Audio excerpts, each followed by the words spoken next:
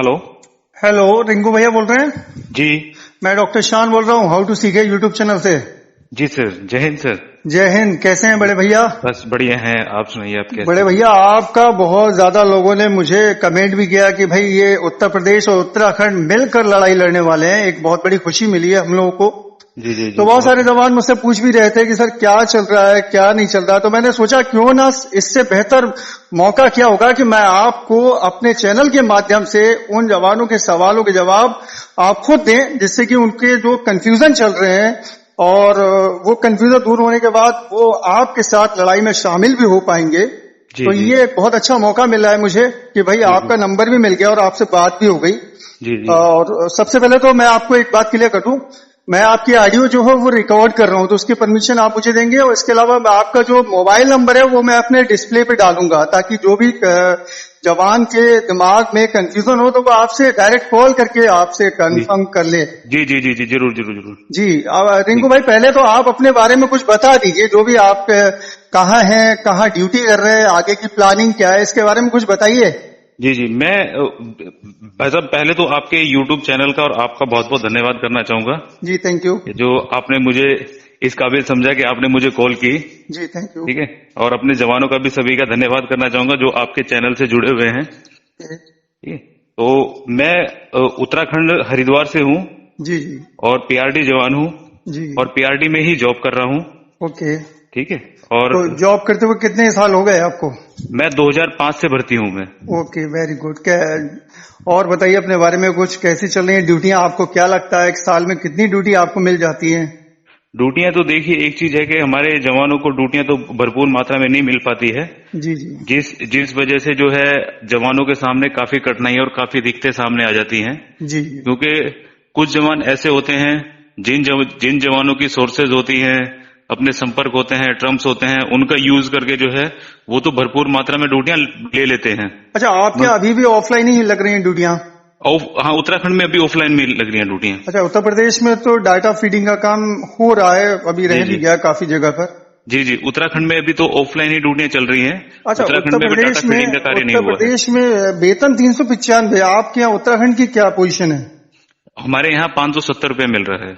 अच्छा, आपके यहाँ वेतन उत्तर प्रदेश के मुकाबले बेहतर है। देखिए, एक चीज है कि यही दुर्दशा हमारे विभाग की कहिए, हमारे सरकार की कहिए, जी और सबसे बड़ा अभाग्य तो हमारे जवानों का है जो उनको 2 जनपदों में एक ही विभाग होने के बावजूद भी इस प्रकार का सौतेला व्यवहार उनके साथ में किया जा रहा है। जी जी। सबसे बड़ा तो हमारे जवानों का दुर्भाग्य है। अच्छा अच्छा।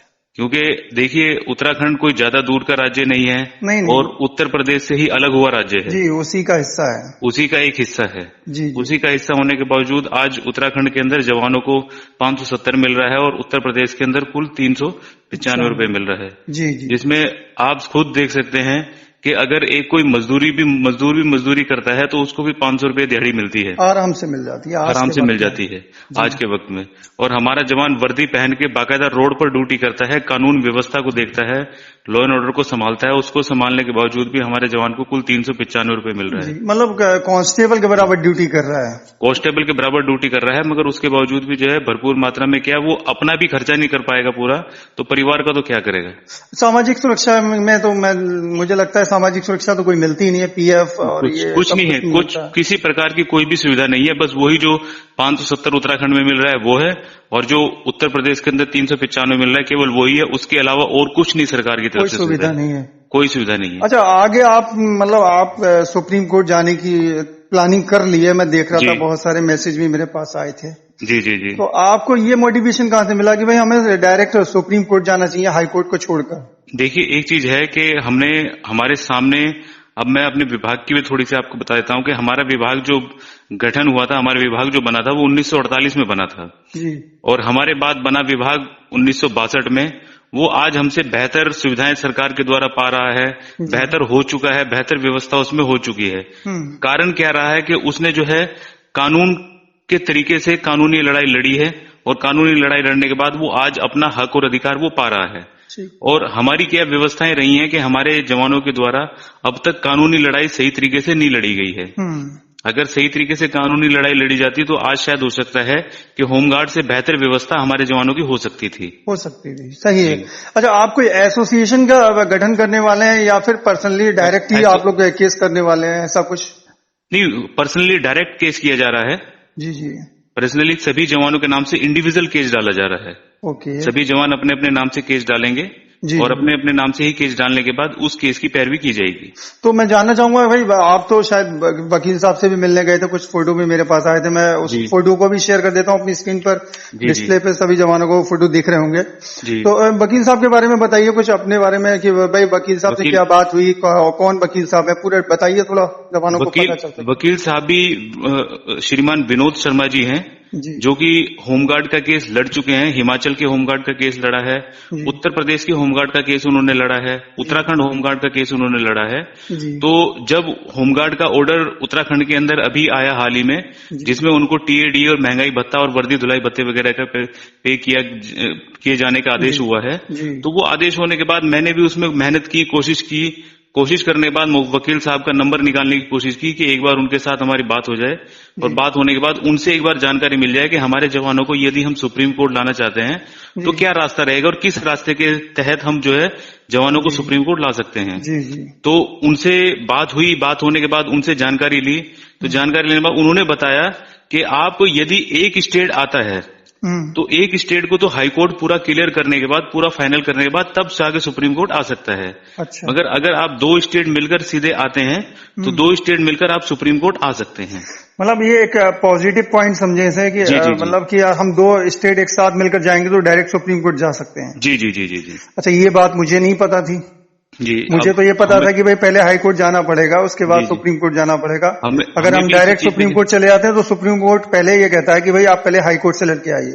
हमें भी इस चीज की जानकारी थी, मगर ये है कि हमारे उत्तराखंड के अंदर भी और उत्तर प्रदेश के अंदर भी हमारे जवान हाई कोर्ट में लड़ चुके हैं।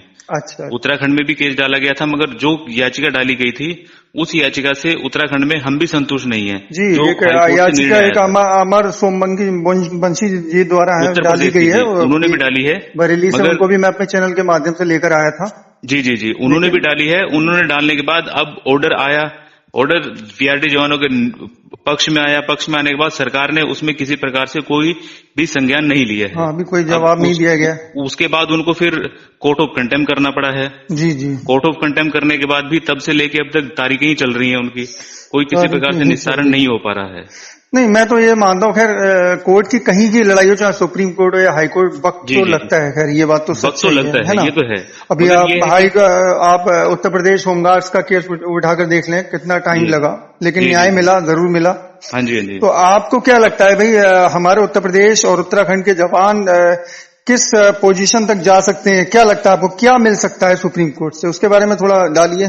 देखिए, हम तो जो याचिका सुप्रीम कोर्ट में दायर करवाने जा रहे हैं उसमें पहले नंबर पर है हमारे जवानों का नियमितीकरण किया जाए जी, समस्त पीआरटी जवानों का नियमितीकरण किया जाए। ठीक है। और हमारे जवानों को जो मानदेय दिया जाता है, मानदेय की जगह हमारे जवानों को सैलरी मिलनी चाहिए, वेतन मिलना चाहिए। वेतन मिलना चाहिए, क्योंकि देखिए एक चीज है कि हम अशोक चिन्ह धारण करते हैं जी, अशोक स्तंभ हम धारण करते हैं माथे के ऊपर, और बाकायदा कानूनी वर्दी पहनते हैं, कानून को संभालते हैं। तो हम कोई मजदूर तो है नहीं, दिहाड़ी करने वाले तो है नहीं हम। बेशक। जो हमारे जवानों को दिहाड़ी मजदूरी वाला पैसा दिया जाता है जी जी, और उनको दैनिक वेतन दिया जाता है। दैनिक वेतन के तो हकदार वो होते हैं जो दिहाड़ी करने वाले हैं, मजदूरी करने वाले हैं। बिल्कुल। हमारे जवान मजदूरी करने वाले थोड़े हैं, मजदूर थोड़े हैं हमारे जवान। जी जी, सही है। वही चीज है कि उनके हक और अधिकार के लिए किसी न किसी को तो आगे आकर कहीं ना कहीं तो अलग जगानी पड़ेगी। ठीक है। तो हमने लीगल कार्रवाई में हम चाहते हैं कि लीगल कार्रवाई से और कोर्ट के तरीके रास्ते से ही जवानों को उनका हक और अधिकार उनको न्याय मिले जी। अच्छा, वेतन किसके बराबर चाह रहे हैं आप लोग? वेतन हम पुलिस कांस्टेबल के बराबर चाह रहे हैं, क्योंकि ड्यूटी भी वैसी है। ड्यूटी सेम वही है हमारी। सुप्रीम कोर्ट भी कह चुका है समान कार्य समान वेतन। जी जी, उसके बावजूद भी जो है सरकार ने कोई संज्ञान लिया ही नहीं है किसी भी मुद्दे में। आप खुद देख सकते हैं कि सुप्रीम कोर्ट का आदेश आने के बावजूद जो है उत्तर प्रदेश के अंदर आज जवानों को 395 मिल रहा है और उत्तराखंड के अंदर 570 मिल रहा है। जब होमगार्ड ने सुप्रीम कोर्ट से लड़ाई लड़ी है तो तब जाके आज होमगार्ड की व्यवस्था बेहतर हो पाई है। बेहतर हो पाई है जी, लेकिन अभी भी कांस्टेबल के बराबर नहीं मिल रहा है। अभी भी कांस्टेबल के बराबर नहीं मिल रहा है। वो उसके लिए ऑल ओवर के बराबर उसके लिए भी डाल रखे हैं केस, उसके लिए भी वो एफर्ट्स कर रहे हैं। देखिए एक चीज है कि अगर सही रास्ते से चला जाए तो उस रास्ते से मंजिल पर पहुंच जाते हैं। पहुंच जाते और अगर रास्ते से मुड़ के घूम घाम के जाया जाएगा तो समय लगेगा पहुंचने में। भाई देखिए, यूनिटी भी एक बहुत बड़ी चीज है। जी जी जी। देखिए, आप इस फील्ड में आप कूदे हैं, मान लीजिए आप इस फील्ड में आगे आए निकल कर, मुझे मालूम है कि आपकी भी टांग खींचने वाले बहुत आएंगे अभी। ठीक है, जब मैं आया था तो मेरी भी टांगे बहुत खींची गई थी। बहुत है हमारे, लेकिन वो ये ना, जब आपके विभाग के लोग ही कि भाई नहीं इसलिए है, कि भाई नहीं इसलिए है, कि पैसे का ये वो बहुत चलेगा, मुझे मालूम है। ठीक है, लड़ाई इतनी आसान नहीं होती है। जब कोई लड़ता है तो उसको बहुत कुछ झेलना पड़ता है। मुझे मालूम है कि आपको भी बहुत कुछ झेलना पड़ेगा। जी जी जी। लेकिन आप आखिर में कुछ ऐसा बताइए जवानों के लिए जिससे मोटिवेशन मिले। और मुझे मालूम लड़ाई जो है लंबी तो है, लड़ाई थोड़ी बड़ी है, ये मुझे मालूम है। ठीक है, लेकिन कुछ ऐसा बताइए, कुछ ऐसा बोलिए जिससे जवान थोड़ा मोटिवेट हो सके। क्योंकि यार बड़ा मतलब डिमोटिवेट हो गए हैं, क्योंकि एक केस चल रहा है आपका, बरेली से भी चल रहा है, हमारे अमर जी चला रहे हैं। जी जी। उसमें तारीखें नहीं पढ़ पा रही है, तो मेरे पास बहुत सारे मैसेज आते हैं, सर तारीखें तो नहीं पढ़ रही हैं। ठीक है, लेकिन उसका एक रीजन मुझे पता चला था कि हाईकोर्ट के उस रूम में आग लग गई जिसमें डॉक्यूमेंट्स रखे हुए थे। जी, सरकारी वकीलों के। हाँ जी हाँ जी हाँ जी। उसके लिए अब बजट भी जारी किया गया कि भाई उसको रिकवरी किया जाए। जी, बजट भी सरकार ने जारी कर दिया। हाँ जी हाँ जी। ठीक है, तो लड़ाई तो लंबी है, लेकिन वही है ना कि रिंकू भाई आप बताइए आगे की प्लानिंग क्या है, क्या करने वाले हैं आप मुझे? आगे की प्लानिंग तो हमारी यही है कि हम तो उत्तर प्रदेश और उत्तराखंड के समस्त पीआरडी जवानों से यही कहना चाहेंगे कि ये सुप्रीम कोर्ट की लड़ाई जो है हमारे हक और अधिकार की और न्याय की है। इस लड़ाई में जो है सभी जवान आए और सभी जवान अपनी अपनी फाइलें सुप्रीम कोर्ट के लिए सबमिट कराएं और सुप्रीम कोर्ट में इस लड़ाई को लड़ने में सहयोग करें, क्योंकि ये सभी के हक और अधिकार की लड़ाई है। जिस अंधकार में आज तक हम रहे हैं, हमारे विभाग को 75 साल हो चुके हैं और 75 सालों में आज तक जो है हमारे विभाग की दुर्दशा जैसी थी वैसी है और उससे भी बदतर हो चुकी है। बेशक, सही बात है, उससे भी बदतर हो चुकी है। तो अब हम चाहेंगे कि उस दुर्दशा को अगर सुधारना है और संभालना है उसको और सही करना है, तो उसके लिए हमें साथ में मिलकर एक बार लड़ना होगा और लड़ना होगा कानूनी तरीके से, क्योंकि हमें न्याय जो मिल सकता है वो कानूनी तरीके से ही न्याय मिल सकता है और कानूनी हमें न्याय दिलवा सकता है। ठीक है, तो आपकी आगे की प्लानिंग क्या है? कब मतलब केस जो है पिटीशन डाली जा रही है? पिटीशन तो 31 तारीख में फाइल हो चुकी है हमारी। 31 अगस्त को पिटीशन फाइल हो चुकी है। पिटीशन फाइल हो चुकी है। जो और भी हमारे जवान आना चाहते हैं उस पिटीशन में उनकी भी फाइलें सबमिट हो जाएगी। अच्छा, इसमें कोई लिमिट होती है पिटीशन में कि इतने लोग आ सकते हैं, या कोई लिमिट नहीं होती है? कोई लिमिट नहीं है इसमें, कोई भी मतलब साथ में जुड़ सकता है। जितने जवान हैं वो जवान आ सकते हैं सभी। तो मैं तो ये कहूंगा कि भाई ज्यादा से ज्यादा जवानों को जुड़ना चाहिए, ताकि जो यहाँ पर आर्थिक व्यय जो पैसा इसमें लगेगा वो थोड़ा, जब ज्यादा जुड़ेंगे तो जाहिर सी बात है कि यार कम पड़ेगा इससे में। जी जी, सही कह रहे हैं, है ना। तो मैं तो ज्यादा जवानों से कहूंगा कि भाई आप लोग जाइए और कांटेक्ट कीजिए, नंबर आपको डिस्प्ले पे दिख ही रहा होगा। रिंकू भैया, आपके मोबाइल पे बाढ़ आने वाली है, फोन कीजिए, समझ लीजिए मेरी बात। आप परेशान होने वाले हैं, मुझे मालूम है, जिसका भी मैं वीडियो रिलीज करता हूँ वो परेशान हो जाता है। वैसे भी हमारे जवानों की बहुत कॉल आती रहती है, उत्तर प्रदेश से काफी जवान हमारे साथ जुड़े हुए हैं। अब आज ये वीडियो रिलीज होने के बाद आप देखिएगा, फिर बताइएगा मुझे कि कितनी कॉल आई। बहुत बहुत धन्यवाद आपका। मैं तो चलिए कुछ बोल दीजिए जवानों के लिए अच्छा सा।